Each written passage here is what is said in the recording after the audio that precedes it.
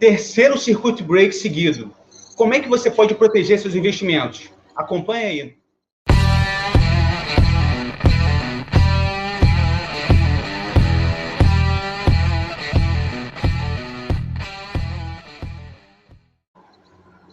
Fala pessoal, bem-vindo ao canal Carteira Z. Hoje temos o grande prazer aqui de receber Flávio Terni, da gestão da Giant Steps. Ela é uma gestora de fundos quantitativos, tem estratégia de investimento descorrelacionada de tudo que você já viu aqui no Brasil. Então, ela tem mais de 2 bi sob gestão, mais de 20 mil cotistas e também mais de 8 anos aí de resultados consistentes. A gente chamou ele aqui emergencialmente para falar um pouquinho sobre esse cenário que a gente tem visto aí. A gente tem visto alguns fundos que podem proteger nesse cenário pela descorrelação. E hoje a gente vai falar com ele. Antes eu queria pedir para o pessoal, como o canal é novo, quem não é inscrito, se inscreve no canal. A gente vai ter muito conteúdo educacional, informação de qualidade. E hoje vamos saber um pouquinho do Flávio, como é que o fundo está nesse período. Mas primeiro eu queria dizer, Flávio, para você se apresentar um pouquinho e apresentar a casa para quem ainda não conhece. Legal, Rafa. Obrigado pelo convite. Pessoal da Carteira Z também, obrigado por acompanhar aí nesse momento tão nervoso, para dizer o mínimo, né? Vamos tentar, talvez, conversar de algumas coisas que estão acontecendo, né? A gente estava conversando com o Rafael antes da gente começar a live, que é um momento de bastante incerteza, então a gente pode falar uma coisa e amanhã já mudar tudo. Mas vamos fazer o nosso melhor aqui. Bom, rapidamente falando sobre a empresa, a Giant Steps é uma gestora de fundos multimercado, e como o Rafael falou, a gente tem uma estratégia quantitativa, que nada mais é do que adicionar tecnologia e adicionar um ferramental estatístico para melhorar o nosso processo de tomada de decisão na hora de investir. Então, o nosso processo de decisão é um pouquinho diferente do tradicional. No tradicional, você tem a figura do gestor que toma as decisões do que comprar e do que vender, e a gente faz a mesma coisa. A gente também tem os nossos gestores que tomam essas decisões. A diferença é que a gente tenta munir esses gestores de uma carcaça, digamos assim, de tecnologia e fazer outros testes e tentar, fazendo isso, tentar melhorar o processo de tomada de decisão. A gente basicamente tem 2 grandes estratégias. Uma estratégia é chamada de Sigma, um dos fundos que a gente tem é o Sigma e o Axis, que são fundos globais, multimercados, que investem nas 4 classes de ativos: juros, câmbio, bolsa e commodities. E ele tem uma estrutura de long only, ou seja, ele é um fundo que está sempre comprado em uma das 4 classes. E a outra estratégia é do Zaratustra, que é o fundo mais antigo da casa, o Zaratustra Darius, que tem uma estrutura de long ou short, então ele pode ficar comprado ou vendido também nas 4 classes de ativos. Fazendo uma explicação um pouco mais intuitiva aqui, só para a gente fechar, a gente costuma dizer que o Sigma é um fundo que procura ganhar dinheiro quando o mercado está racional. Ou seja, quando as pessoas os investidores ao redor do mundo estão tomando decisões racionais, com calma, olhando o fundamento, olhando informações. E o Zaratustra é um fundo que tenta explorar situações de mercado que são mais mexidas, que nem essa que a gente está passando agora, né? Quando o investidor tende a ficar ou mais em pânico ou mais eufórico. Então, ele é um fundo que tende a se aproveitar um pouco mais dessas situações, embora, obviamente, isso não é uma certeza que a gente vai conseguir fazer isso toda vez, né? Mas se você olhar nos últimos 8 anos, é um fundo que tem conseguido performar bem e navegar bem nas águas nesses momentos mais nervosos, digamos assim. Show de bola, Flávio. Muito interessante a explicação sobre os fundos da casa. E eu acho que todo mundo quer saber nesse momento, que tudo tem caído ao mesmo tempo, como é que o fundo se comportou nesse circuit breakers aí. Segunda-feira, quarta-feira, a gente está no meio de uma quinta-feira também bem conturbada, já acionou o primeiro circuit break, a gente não sabe como é que vai ser o resto do dia. Fala para a gente aí como é que ele se comportou, esses fundos, nesses 2 cenários, porque, abrindo um parênteses aqui, as pessoas estavam muito alocadas, em geral, que a gente tem visto em renda variável, então estão surfando essa queda aí desbaratinamente aí, e a gente queria saber como é que o fundo se protege, se ele tem conseguido amortecer pelo menos as quedas, porque eu acho interessante as pessoas pelo menos conhecerem opções de fundos bem descorrelacionados como os de vocês. Explica para a gente como é que foi isso. Legal. Bom, vamos começar então pelo Sigma, que é o fundo de racionalidade, né? A estrutura do Sigma ela é desenhada para o fundo estar sempre alocado nas 4 classes de ativos com o mesmo risco. Então, ele sempre tem um quarto do risco, né? Não do dinheiro, né? Um quarto do risco colocado em bolsa, um quarto do risco colocado em juros, um quarto do risco colocado em câmbio, um quarto do risco colocado em commodities. Por que isso? Porque normalmente em uma situação normal de temperatura e pressão, quando você tem uma classe indo mal ou duas classes indo mal, as outras classes tendem a ir bem.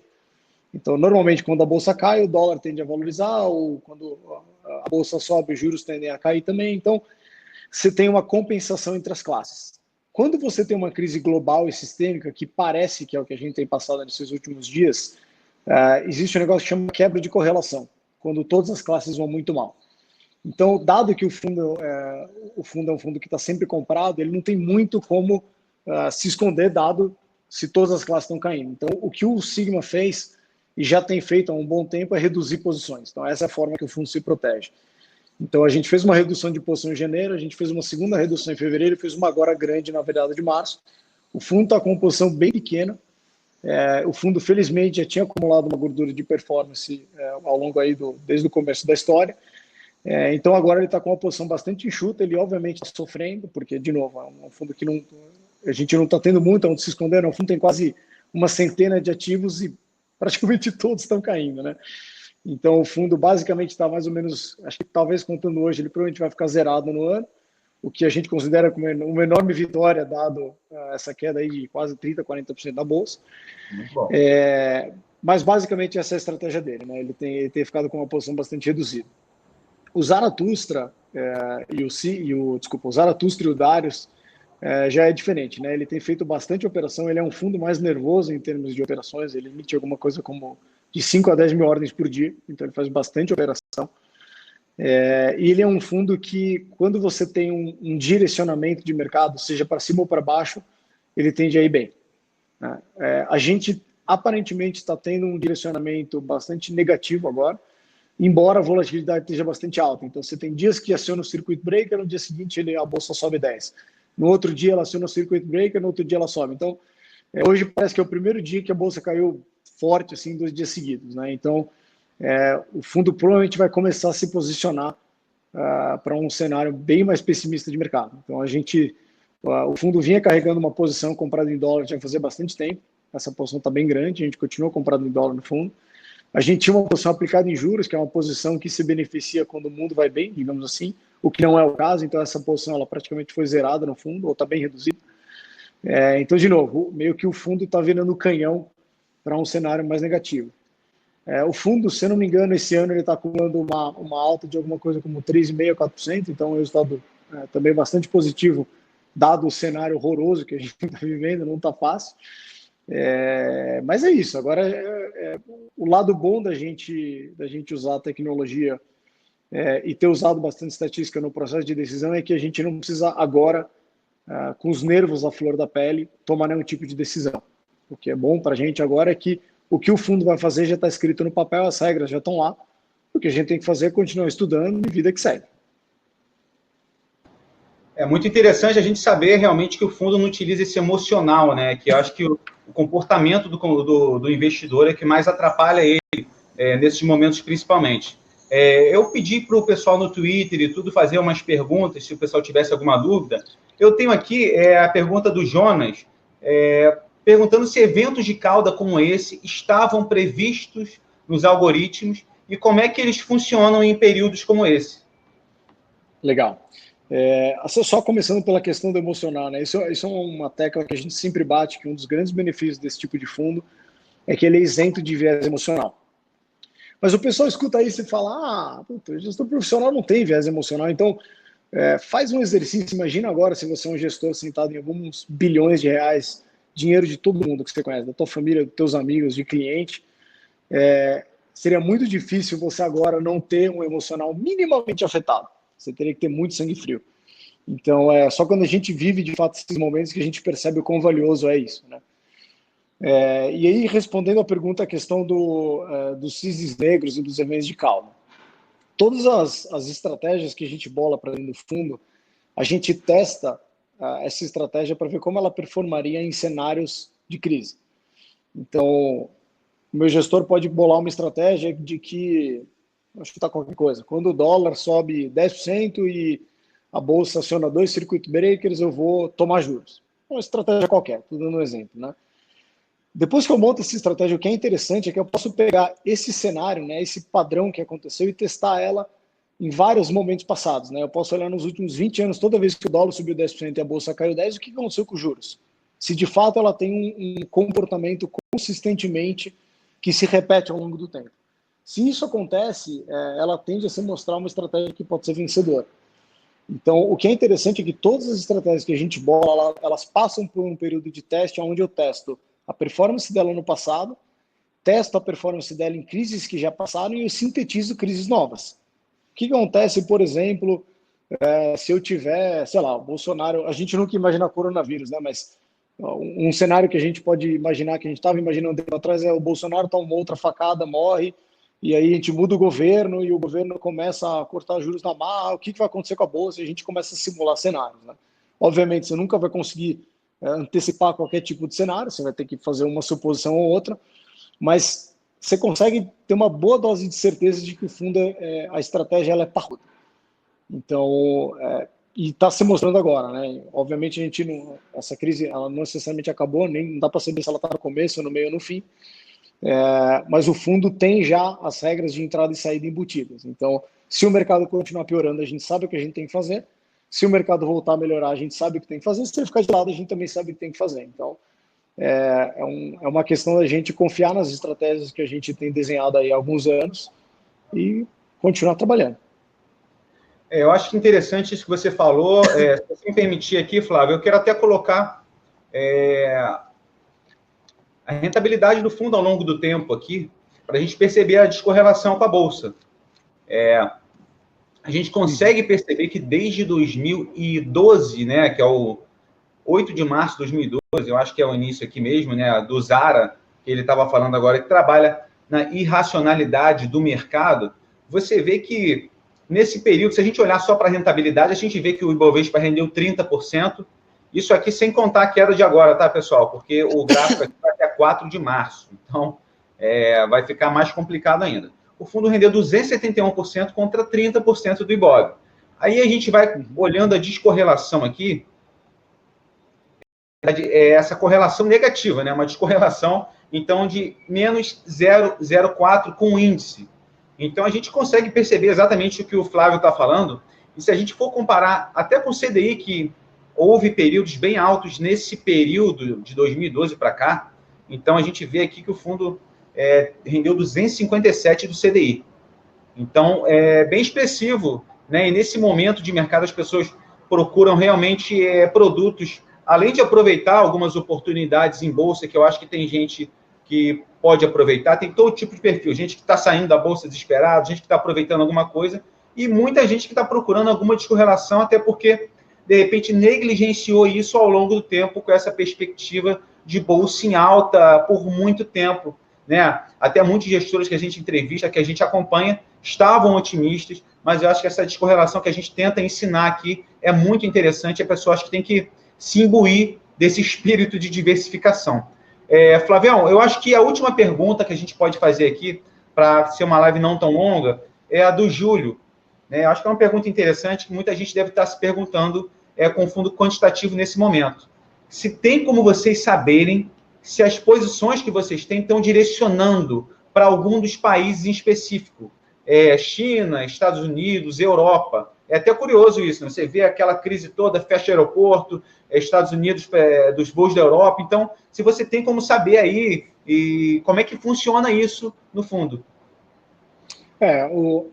Uma das coisas que a gente mede, começando pelo Sigma, né? Uma das coisas que a gente leva em consideração são vários fatores econômicos e fundamentalistas para a tomada de decisão. Então, a gente vai sim levar em consideração perspectivas de paridade de preço, inflação, juros entre países para definir a alocação, se ela vai ser maior ou menor em algum país. Especificamente no Sigma, essa é uma alocação que ela toma algum tempo, né? Porque a gente está olhando dados fundamentalistas. Então, não adianta também eu sair mudando, porque o cenário econômico ele não muda tanto e tão rápido.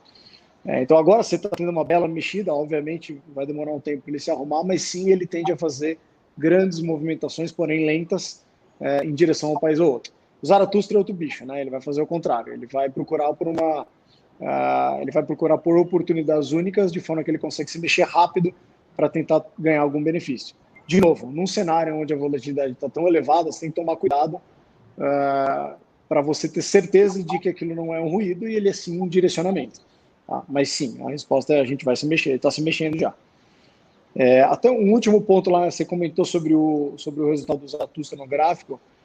O Zaratustra é um fundo que existe aí, vai completar uma década no ano que vem, um dos melhores resultados que tem na indústria de fato, e ele é um fundo que o grande benefício de fato é a correlação, tanto ele quanto o Sigma, né? A correlação entre os dois fundos, tanto entre eles e quanto o mercado, ela tende a zero, e é um belo benefício que você tem na carteira, porque de 2012 para cá você teve aí, você teve impeachment, você teve eleição nos Estados Unidos, você teve Mariana, você teve risco de guerra com a Coreia do Norte, guerra comercial com a China, coronavírus, Joesley, crise dos caminhoneiros. Então, a gente passou por vários cenários bons e ruins, e o fundo, felizmente, aí tem conseguido entregar um resultado bom ano após ano.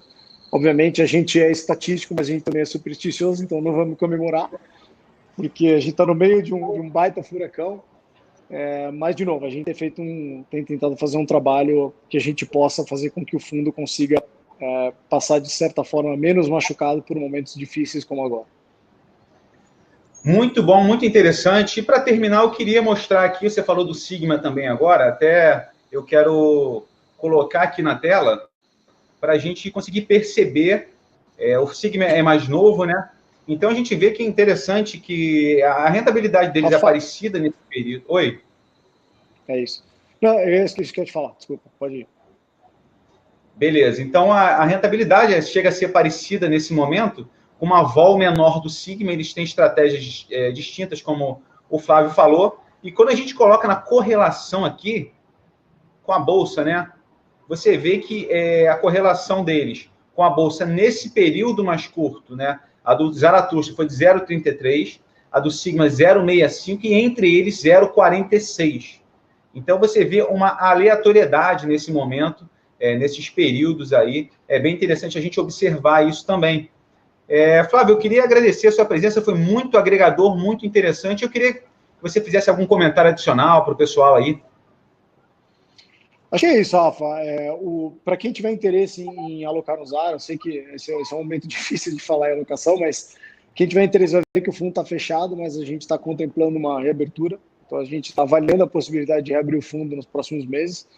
Mas se isso for de fato acontecer e quem tiver interesse aí, a gente vai avisar. Eu vou te avisar, Rafa, você pode comunicar a todo mundo. Muito bom. Avisar o pessoal aí, como ele falou agora, o único fundo que está fechado nesse momento é o Giant Zara, né, que a gente está falando aqui, que trabalha na racionalidade do mercado. A gestão está avaliando reabrir. A gente vai avisar para vocês, pode ter certeza. Os outros fundos da casa estão abertos. Acompanhem aí a Carteira Z. Queria agradecer a todos que acompanharam essa live aí. Eu espero a gente ter tranquilizado um pouco as pessoas que estão um pouco apavoradas nesse momento, até apresentando um produto também que tem uma grande descorrelação. Queria pedir desculpa, porque eu não estou com urso aqui, eu só estou com touro ainda, que está um pouco triste, mas eu acho que a gente tem que aprender a trabalhar com uma carteira inteligente ao longo do tempo, para que ela possa andar bem, tanto em cenários positivos, quanto em cenários negativos. Como a gente sempre explica, a carteira é um time, é uma equipe que tem que trabalhar aí com descorrelação, defesa, meio e ataque. Flavão, agradecer mais uma vez, foi um grande prazer, foi bem elucidativo. E o pessoal aí acompanha a Carteira Z, se inscreve no canal aí, vai ter muito mais conteúdo para vocês. Valeu, Flávio, um abraço. Valeu, Rafa. Obrigado, um abraço.